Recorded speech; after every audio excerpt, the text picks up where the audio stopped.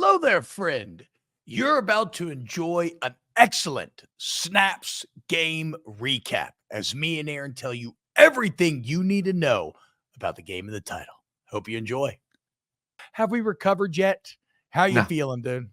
I feel better going back and watching the tape this morning. Rewatched the game, coach's copy, so getting to get a better feel for everything that went on. It was an awesome game, as we'll break down. I did my reaction live from Tiger Stadium on Saturday night right after that game, but it looked worse and it felt worse. Like they always say, T. I'm sure you've heard this before. It's not as good as you think it is, and it's not as bad as you think it is either. And I think as Georgia fans, you think the world is coming to an end. You think it was awful. I thought it was awful. I'm like, Alabama is a way better team. They're faster, they're bigger, they're stronger, they're more physical. All that's like, that was my feeling watching it. And then you take a day or two and sit back and then rewatch it with fresh eyes. And you're like, you know what? Maybe not as bad as I thought it was. There was some really bad stuff, but overall, not as bad. So never as good as you think it is, never as bad as you think it is. I mean, you cannot come back down from 28-0 in that environment and be like, oh, God, we're awful. Now, again, that's also not to take away from Alabama. What I witnessed Saturday night and again, rewatching this morning are two just absolute beastly heavyweights who were trading haymakers, and every time it looked like you had one knocked out, the other one, despite being a bit wobbly kneed, would find a way to come back and hit back. And I think there's a lot of heroic moments on both sides. And Ryan Williams probably had the best single football play I've ever seen in my entire life. I keep trying to think two about of them. Two. No. I look. I know the other catch is awesome too, but in the context of when he made that final play, where Georgia somehow, against all mathematical odds, finds a way to take the lead. All the momentum's on that side. You gotta have a play. You haven't had a play in a while now. And the 17-year-old, it's everything. It's the actual skill required to make the play, but it's also the like when it took place. And I don't want to be a prisoner of the moment. Why not? But I am really struggling to come up with a better football play. Maybe like the Michael Crabtree catch stands out, but even that's a way higher skill ceiling than the Crabtree catch. I mean, I thought RG3 on Twitter broke it down really well, where he said basically he mosses the DB. Then he does the Michael Vick make the two defenders run into each other with this crazy spinning juke that I've never quite seen before. He levitated a little bit too. And he kind of just stopped. No, it was like a hezzy jump stop spin juke with a man coming up from behind, where if you look at the end zone copy, he could feel him, he couldn't really see him. And then so he does the Moss into Vic, and then he turns on the Tyreek Hill burners. Runs the guys to the end zone. I mean, unreal. And then because he's just an absolute fucking menace, he does the dirty bird in the end zone. Then he changes his profile pic to Michael Vick with a puppy. I mean, he's 17. He's got more money than everybody. He's got Turkish veneers. He's got the Alvin Mack. Shout out to the program. Kill everybody eye black on. I mean, Ryan fucking Williams, take a bow, dude. Take a bow, dude. You're not. We need to stop saying, oh, he's 17 years old. He's a grown ass dude at this point. You can't do that and be a little boy anymore. You're a man, and to do that against that defense. Listen, at the end of the day, both. This is what I was going to be looking for. This is my keys to the game. We laid this out for everyone last week. How do the DBs perform for both Alabama and Georgia? Have you ever seen Alabama and Georgia play that bad combined in the defensive backfield? You've had Nick Saban, which is his baby. You've had Kirby Smart, which is his baby. And first half, Georgia's DBs were horrendous. Second half, Alabama's DBs were horrendous. Like neither of them. You walk away saying like neither team, like while Alabama made number one, you say like, do we select Texas better maybe because of their passing attack? I mean, so it's interesting though, because for about 2.5 quarters, I I felt like Alabama had blanket coverage on Georgia. I mean, Carson Beck did not have a lot of separation to work with there. It felt like for a long They time. did Now, a in the second half, lot of drop 8. Once they got in that lead, they were yeah, dropping 8, yeah. dropping 7, and That's what I'm Georgia saying. got They away were from the run forcing him game. to check down constantly a lot. Yes. Even though credit to Georgia, that is one of the parts of the comeback that I want to get into. They started the comeback by running the ball, right? Yes. Like they did not panic and immediately just say now they kind of ended up getting there a bit in the end. Like we got to just start throwing it, and they were having success, so why not? But to kind of just to calm everything down a bit, to tourniquet the bleeding. Etienne, I thought, had some really nice moments early on before Beck kind of took over. Well, which is my thing. Like when I watched Georgia's offense, rewatched this morning, like I sat back and said, okay, like I thought the offense line played actually better than I thought. I thought the running game, when they were committed to it, looked good. Like there were holes there, and Etienne did look good. I know that don't look at the stat sheet. I thought the offense line protected for how much Carson threw the football. The offense line protected well. It came down to these two things. Carson, for one half of football, looked terrible. He was making bad decisions. That one interception where he's throwing down the seam, I have no idea where he was. I know where he was looking. That was his third. The ball was significantly underthrown. 1, 2, 3, and then he just, for whatever reason, he thought he had it, and it was like it was not terrible there at all. He looked lost. Then you had multiple errors by the receivers. You know, Aaron Smith drops the one. Aaron Smith does run the screen pass versus a cover zero blitz, which could have been a huge play. That turned into a pick. I was wondering who was supposed to be the receiver there. If you look at it, it was an all-out cover zero blitz. Yeah, with no, three offensive linemen got out, and he's supposed to run a screen. So, like, major mistakes by receivers and QB. Yeah, but okay, but again, I don't want to make this too Georgia focused here because I want to start talking about. No. I'm going to get there. Then I want to get to Alabama. But in terms of busted screens, that double reverse screen that Alabama ran was 1,000% there as well, except Hayden Proctor just took a fucking nap. Yeah. let the lone Georgia defender in the area just run right past and get in there. So let's start. Let's start with Alabama, because Milroe early in this game was fucking believable. I mean, what did he start, like 18 to 20, something like that? To be able to be so athletic and yet to be able to throw the ball so well is a combination that just quite frankly is unfair in a single human being. That scramble with the free rusher up the A gap on the first touchdown drive was to have that, and then the deep ball, and be like, that's the same player that made both of those plays. And then the unreal wheel route to go up 14-0, dropping it right over the linebacker's shoulder. I mean, Jaylen Milroe came out. He was loose. He was locked in. And he immediately, first round, bam, bam, bam, landed about 3 or 4 haymakers that had Georgia looking like they couldn't even compete. No, he made Georgia defenders look, and he is the fastest player on the field. So like that is, you have to take that into the what I'm about to say right now. Georgia looked slow. He made guys look like they're standing still, and he's running by them like it was nothing. It looked like an NFLer going against a high school guy at sometimes. He is that good of an athlete in space, making guys miss.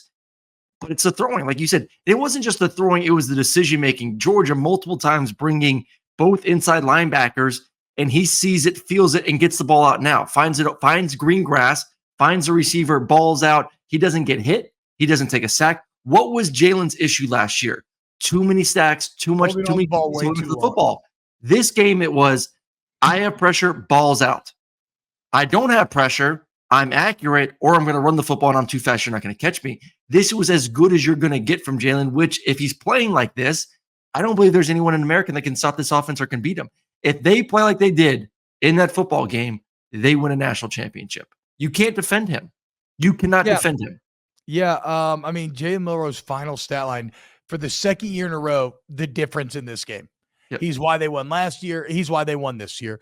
27 of 33 for 374, 2 touchdowns and a pick that wasn't really his fault. Receiver drops it, and it goes. It was a great play by the what? It was a very difficult catch. He threw it hard and low, and could it have been caught? Okay. Yes, it goes both ways.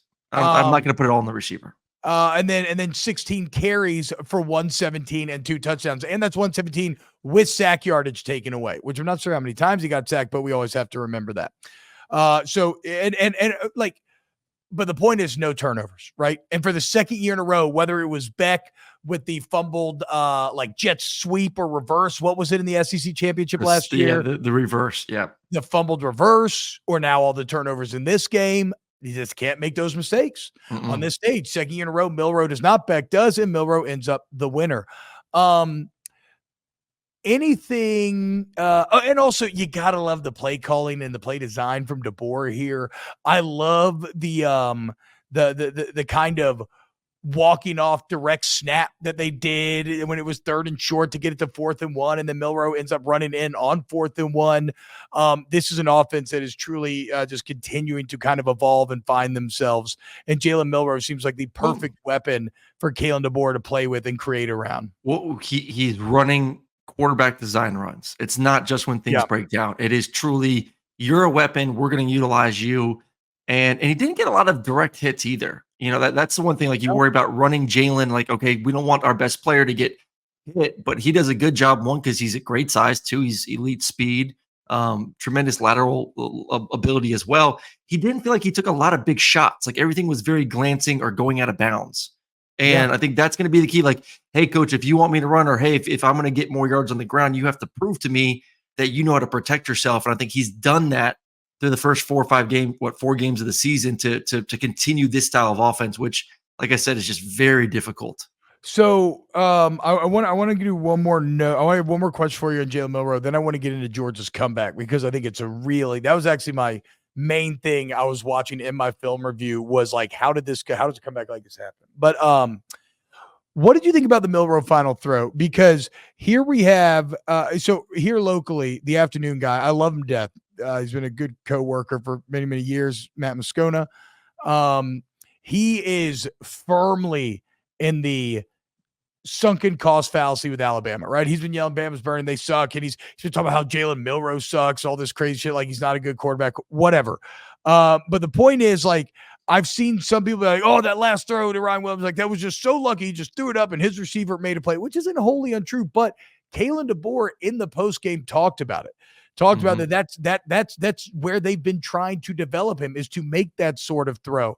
It's almost like a pseudo back shoulder, maybe a bit underthrown. Let your receiver go make a play. So when you look at that Ryan Williams throw, and then we'll talk about the Beck final throw as well, was that luck or was that a good throw by Jaylen Milroe? It was a great throw, and it's funny when you look at defenses nowadays, because of the hashes for college football, throwing to the field, most defenses don't even worry about that. So what they do is they bracket number 2. So you have your number 1 receiver, you have your number 2 receiver, and the corner will play, the nickel will play outside leverage on the inside receiver, and then the safety will play, vice versa, whether outside inside. So they're bracketing 2 and saying, we don't trust that a college quarterback is going to be consistent throwing the ball all the way to the field. So we're just going to essentially play man-to-man coverage. So like that, based on coverage, that dictated this has to be a shot. Georgia played bracket on number 2. They left Ryan Williams one-on-one with number 12 for Georgia. And it was just hey, my guy is better than your guy. And I'm going to throw it out there and I'm going to let him make a play. So I thought the decision was great. I thought the throw was phenomenal. And obviously Ryan Williams, being Ryan Williams, made an incredible adjustment. And as you beautifully laid it out earlier, proved to why he is one of the best guys already in the country at catching the football and then after the catch as well. So no, that was not just I'm heaving it. That was one-on-one. My best player is on your guy. I'm going to take a shot. I think it's a great decision. I think it's smart football. And also, side note here, Ohio State fans, y'all, like, Jeremiah Smith's awesome too, okay? But Ohio State fans are so weird on Twitter on Saturday, where Ryan Williams has this game, and then they immediately were all taking to Twitter, be like, God, he's awesome, but he's no Jeremiah Smith. I'm like, guys, let Jeremiah Smith do it in a single game that matters for us. Like, now's not the time. Get the fuck out of here. Okay, Now compare that throw then to Carson Beck's decision at the end, where he has one-on-one with Colby Young. Georgia's moving the ball very well. Beck is red hot at this point. He too goes for that big shot to try and win the game. And I'll say this, Aaron, to my eye, my reaction to that was unreal disappointment in Colby Young. Not that he couldn't do what Ryan Williams did, but he almost looked like surprised that the ball was thrown to him. Like he didn't look ready to fight for it. No. When that ball is in the air, you have to be willing to go up and die for that ball. Colby Young was almost fading away, like he was gonna somehow, like he was letting the ball go to him and not going and attacking that pass, and that ends up being the difference. Well, I think you need to back it up a few plays before that when Colby Young had one-on-one and Carson Beck significantly underthrew him. So yeah, and that one worked out. Yeah, that one worked out, right? No, it didn't work out. Well, I thought that's when Young just came back and caught it. No. That was an incompletion. So like let's just go to the, because I was known, not to toot my own horn, I was known as one of the best back shoulder throwers in college football when I was playing. Like that was my thing. Like I was really damn good at seeing it, reading it, throwing it. Go look at the highlights. Don't fucking doubt me. I can throw the hell of a back shoulder. Okay. Like I was the king of back shoulders back in the day. Like, that was my thing. We agree. You're like the number one SEC. I just, in case anyone wants to chat, wants to talk some crap, go watch the damn highlights. Yeah, Locke, damn right. You know it's right. Anyways, so let's go back to Jaylen's back shoulder. It's one-on-one press coverage, and they're fighting down the field. Like no one's winning, no one's losing. It's one-on-one. It's a good battle. That's an opportunity to throw the back shoulder. If your guy gets on top, obviously you throw it down the field. If he's losing, back shoulder. But it's easier to see, obviously, when the guy is in some sort of combat at the line of scrimmage, because you see if he wins or not right off the bat. Carson's play where he significantly underthrew it to Colby, not the interception, a few plays before that. That was an incompletion. It was off coverage. The DB's feet were stuck in sand. He was sitting there catching. At that point, you're not throwing a back shoulder fade. You got to throw it. You got to trust that your receiver is going to step on his toes and then get north, and then you just got to launch it out there, because that guy is trying to catch. He's anticipating something shorter. You cannot throw a back shoulder in that situation. Colby Young got on top of the DB by about 3 or 4 yards, would have been an easy touchdown. Carson predetermined back shoulder ends up being an incompletion. But yes, going forward to the play that you're talking about, that was piss poor on Colby Young. He looked like he was tired. He was exhausted from the 2-minute drill. He didn't. You have to tackle. You have to beat the shit out of the dude. You got to kill that man. Yes, you kill that man. Okay, good. Yes. I mean, I wrote it here in the notes. Like, you got to be willing to go up and die for that ball. Like Pacino, you got to fight for that inch. You got to die for that inch. And Colby, he looked tired. That is exactly what it was. He looked tired from the 2-minute drill. And when it's compared directly again, and I'm not when it's compared directly against the play that Ryan Williams made, it stands out all the starker. What about the actual quality of that throw though? Because I agree Colby Young has to fight harder for it. How do you feel that was from? How was that throw from Carson? It was okay. It wasn't great. It was good. It should have been an incompletion. He did not give his guy an opportunity to make a play. But I would still say that Colby has to protect you. You have to become a defender. You have to protect your quarterback in that situation, and he didn't. All right. So you look at the other side of that play. You have off coverage versus Colby. So once again, you're anticipating back shoulder, which is hard to do when the DB's off. Other side of the field, you had Arian Smith one-on-one press coverage, which, going back to it again, a little bit easier to see because does my guy beat him? Throw it down the field. If my guy not, then I go back shoulder. It's just you get so much more information quicker. It's less guessing. Arian Smith beat his DB like a drum off the line of scrimmage for an easy touchdown. But I get it. Carson's going to Colby Young, who's the big guy, but he just predetermined back shoulder fade twice against a DB that was off and that was catching instead of running. And it's just very easy on the DB to make a play. I mean, some fascinating some fascinating insight here from Aaron in terms of like these are the little details that end up making all the difference in the world. So I could not be more impressed with how Alabama started this game in terms of creating turnovers, scoring, and then again, cannot over exaggerate how impressed I am with UGA being able to come back. And really I always love boxing analogies in these big games. It literally reminds me of when like Tyson Fury got knocked out by Deontay Wilder's right hand, but somehow stood up. Like that just doesn't happen. You go down 28-0 and Bryant Denny against a team that quality, a coaching staff that quality. It is supposed to be impossible to take a Mhm. lead in that game. So I know it rings hollow today if you're a Georgia fan, but amidst all that pain, I would say that's actually a great sign going forward. There were a lot of heroic moments in here that sometimes didn't even pay off immediately because of other mistakes you made. The Etienne 4th-and-1 run what ends up being the first touchdown drive of the game was huge. The 4th-and-1 stop from UGA's defense when it looks like Alabama's still rolling, maybe going to make it 35-7.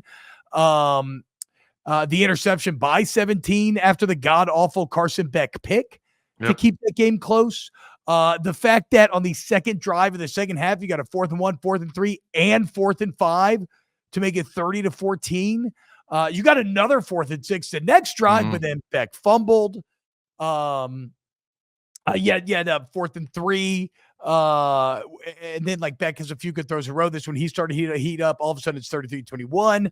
The deep ball to make it 33-28. And then 3rd-and-4, 3 minutes, 30 seconds left. You get the stop to give the ball back to the offense. And the pump fake double move for the 67-yard to take the lead was a thing of beauty. And you could see Beck knew it the second he released it, fading away, kind of running off, knowing it was there. And so it's just, again, the salvos exchanged by these teams for Bama to do what they did at first, unreal. For Georgia to come back, unreal. And then for Ryan Williams to literally make the greatest college football play that I've ever seen in my life and punch back after that double move touchdown, it all just boggles the mind. And then Georgia had some life yet. Like any great horror movie, the killer had one final gasp in him before, as we discussed, it's an unbelievable game. Just couldn't come away. Unfucking real game. What do you take away? Both teams should feel good about themselves after this game. Both teams still absolute championship contenders. I want to bring up a Hugh Freeze thing here because I said this after the game on Saturday because it was, like I said, watching it then I felt very different than what I do now. Then I said if that game's played 10 times, Alabama wins it 7-10. I thought Alabama was the better team. They won. They look more physical. They look faster. Rewatching it now, I'm like, oh, they look the same. Like, I don't know. It's a coin flip. So, like, what I need to watch closer? Okay, so I would say this. My thoughts are that I still got to give Alabama the 6-4 or 7-3 advantage because of Milroe. I think we've seen it now 2 games in a row. He just, as good as Beck was, Beck's made those mistakes 2 games in a row in this series, and he doesn't have the legs that Milroe does. And Beck actually had a couple nice moments with his legs, but I mean, whatever. It's just it's not the same. I think you made a very good point there.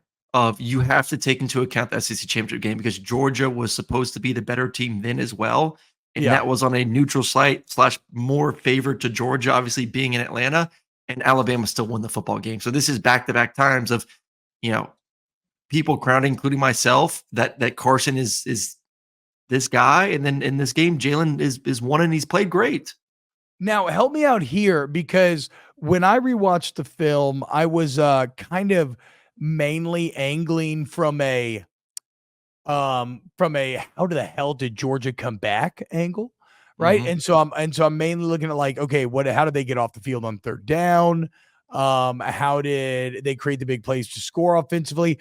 But I did not dive deep enough to come away with a great understanding of like, what did Georgia change defensively to suddenly stop Alabama for as long as they did compared to that first half? Well, they stopped. The first half, they did a terrible job of creating any sort of leverage on the outside.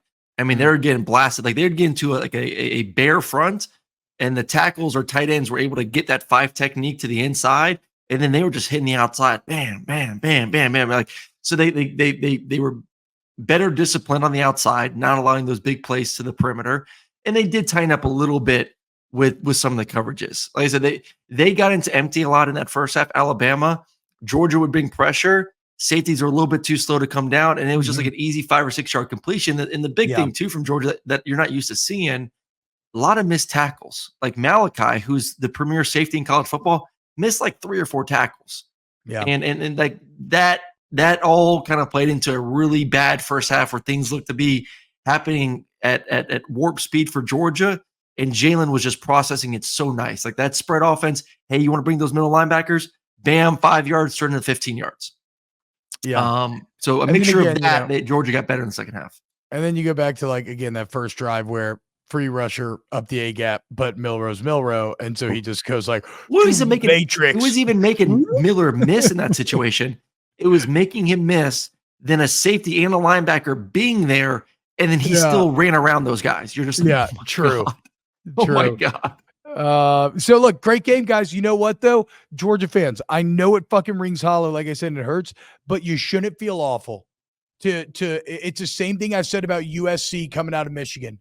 To find a way to take the lead late in that Michigan game where USC looked like they were cooked, I said, look, that'll pay dividends going forward. Look at USC this last weekend. They get down 21-10 to Wisconsin. They don't panic. They win 38-21. The elements of character that it takes to be in that environment and come back mean you are still very good. You're just as relevant. And yeah, man, well, I would favor Alabama in a rematch for the Milroe factor. It ain't no 9 out of 9 times. Ain't no Hugh Freeze bullshit. This game could still go either way, but credit to both teams. I'd go 6 out of 4. I'll take it down 1. I was 7 out of 6.5 to 3.5. I'll go 6 to 4. I'll go to 6 to 4. Either way, man, very impressed with both sides, and the legend of Jaylen DeBoer begins. Oof. And now Georgia, 49-3 in their last 52, with the only. Did you see the Jaylen DeBoer? Did you see the Jaylen DeBoer stat of his wins? 6-0 versus Kirby, Sark, and Dane Lanning. Yeah, he's fucking incredible. I don't. Guys, go back and watch snaps from the day Nick Saban retired. Who was the one guy that I was immediately telling you I was terrified of getting the job? You said it. Like from day one. He's been winning in a Ford Pinto, winning races, and you gave him a fucking Lamborghini. Anyway, huge. Okay. Anything else, Darren? Anything else in this game? No. Awesome football game, man. Awesome football game. We should get more and more of these. Can't wait for the rematch, dude. I don't know if it comes in the SEC championship or what, but I can't wait now for Tennessee, Bama. I can't wait for Tennessee, Georgia. These games are going to be so sick. Texas, Georgia. Texas, Georgia. Oh, well, I'd say that was informative and fun. If you agree, please hit the like button, sub, and we'll see you next time for some more snaps.